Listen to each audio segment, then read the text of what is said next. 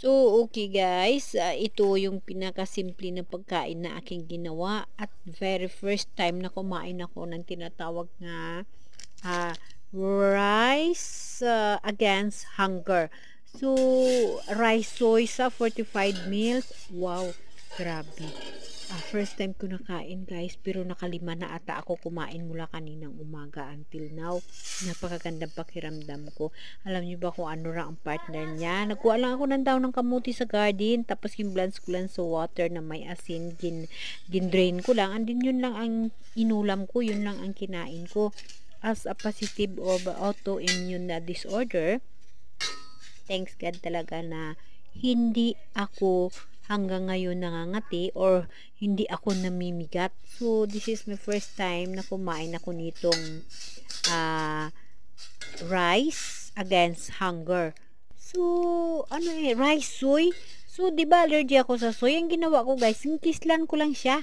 Kinislan ko siya ng maayos. Tapos, sabi ko sa sarili ko, bahala na. Basta, itry ko ito, ano? So, gintry ko guys. Wow, talaga. Whole day na ngayon na napakagaan ang pakiramdam ko at feeling busog ako as a positive of immune system na tinatawag na sabi ng doktor ko kinakalaban ko yung sarili ko. First time ko ito na ginawa. Parang sinaing ko lang siya. And then guys, napakaganda ng aking pakiramdam. Really amazing itong rice na ito. Ito nakalagay dito na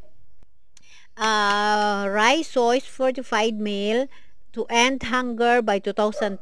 Wow.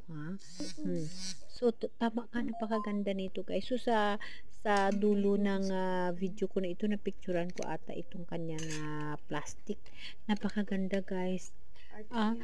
Whole day na ngayon na napakagaan ang pakiramdam ko at busog na busog ako kahit linapuhan lang ang dahon ng kamuti ang aking ulam. Blans lang sa salt as a positive of immune system na tinatawag, no?